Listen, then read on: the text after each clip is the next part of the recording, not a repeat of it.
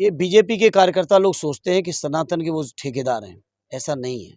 जैसे पुरानी भर्ती जो फौज की थी वही शुरू होगी। ये पता नहीं भारतीय जनता पार्टी को कौन लोग राय दे रहे हैं या क्या इनकी नीयत है।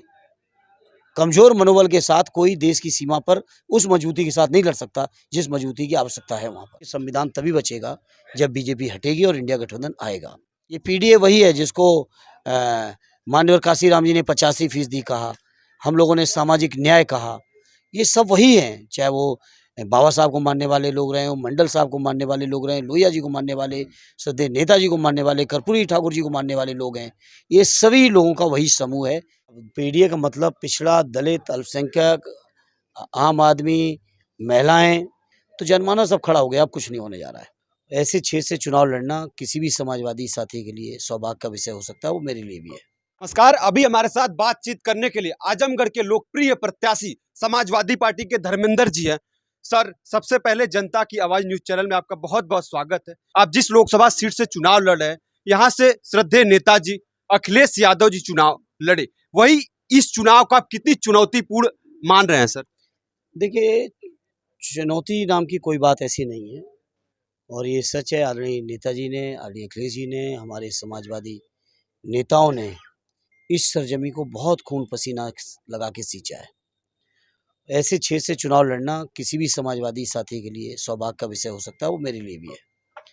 और मैं कोशिश करूंगा यहाँ के लोगों की हर उम्मीद को, हर आशा को पूरा कर सकूं और जो रिश्ते हमारे बड़ों ने बनाए हैं उन रिश्तों को मैं उसी तरह से, उसी भावनाओं के साथ, उसी गहराई के साथ लेके चल सकूं, ये मेरा प्रयास होगा।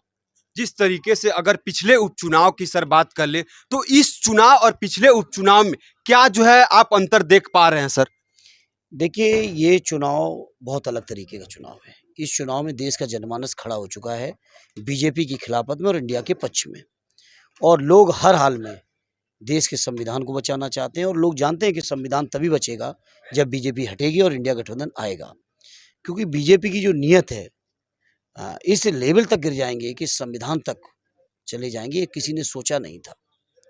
और लेकिन अब तो सामने हर चीज़, संविधान खत्म करना चाहते हैं, लोकतंत्र खत्म करना चाहते हैं, आरक्षण खत्म करना चाहते हैं, समाज के दबे कुचले शोषित पीड़ित लोगों को जो न्याय दिया है बाबा साहब के संविधान ने, उस सारे हक न्याय अधिकार छीनना चाहते हैं। तो जनमानस अब खड़ा हो गया, अब कुछ नहीं होने जा रहा है। वही सर, आप संविधान की जिक्र कर रहे हैं, इसी पर अमित शाह जी का बयान आया है कि अगर संविधान बदलना होता तो इससे पहले हमारी जो है मेजोरिटी थी, सरकार चल रही थी, तो इस पर जो है धर्मेंद्र जी क्या सोचते हैं? देखिए, मेजोरिटी अभी भी उनकी राज्यसभा में नहीं है। लोकसभा में बहुमत जरूर है लेकिन 2/3 बहुमत नहीं है। और अगर ऐसा नहीं है तो अमित शाह जी या बीजेपी के लोग जवाब दें। कभी आपने सुना है कि 150 सांसदों के निष्कासन करके देश के कानून के सबसे महत्वपूर्ण कानून जो है, आईपीसी है, सीआरपीसी है, सीपीसी है, सारे कानून बदले गए कि नहीं बदले गए? धारा 370 बताओ बदली गई कि नहीं बदली गई? पूरा का पूरा कर्फ्यू लगा के जम्मू कश्मीर में। तो ऐसा नहीं है अमित शाह जी को लोग जो चाणक्य की उपाधि देते हैं, स्वयं में चाणक्य हैं। लोग भी आजकल जानकार भी हैं, जागरूक भी हैं और समझदार भी हैं। हर नियत को समझ रहे हैं लोग। वही सर, आपकी पार्टी अखिलेश यादव जी लगातार जनसभा में पीडीए का समर्थन कर रहे हैं, तो आप किस तरीके से आजमगढ़ में, क्या धर्मेंद्र जी को पीडीए का पूरा समर्थन मिल रहा है? 100% मैं समझता हूँ पीडीए राजनीति का या सामाजिक राजनीतिक आंदोलन की क्रांति का केंद्र है आजमगढ़। उस विचारधारा को हमेशा यहाँ के लोगों ने पल्लवित पुष्पित किया है और इस चुनाव में जब पूरे देश व्यापी पीडीए का मुद्दा है तो आजमगढ़ के लोग बढ़ चढ़ के इस मुद्दे के साथ खड़े हैं। वही सर, जब जनता की आवाज न्यूज लगातार जनता के बीच में जा रही, तो पीडीए का मतलब लोग नहीं समझ पा रहे, तो कैसे इस शब्द को जो जनता में आप लोग सिंपल ऐसा नहीं है। आप पीडीए का मतलब पिछड़ा, दलित, अल्पसंख्यक, आम आदमी, महिलाएं, ये सभी वर्ग के लोग जो शोषित हैं, पीड़ित हैं, वंचित हैं, उपेक्षित हैं, उन सबकी एक परिभाषा आदरणीय राष्ट्रीय अध्यक्ष जी ने आज के आधुनिक टर्मिनोलॉजी में पीडीए का उन्होंने एक नाम दिया है और उस नाम को सभी लोग सहयोग कर रहे हैं, सभी समर्थन कर रहे हैं। ये पीडीए वही है जिसको माननीय काशीराम जी ने 85% कहा, हम लोगों ने सामाजिक न्याय कहा। ये सब वही हैं, चाहे वो बाबा साहब को मानने वाले लोग रहे, मंडल साहब को मानने वाले लोग रहे, लोहिया जी को मानने वाले, श्रद्धेय नेताजी को मानने वाले, कर्पूरी ठाकुर जी को मानने वाले लोग हैं।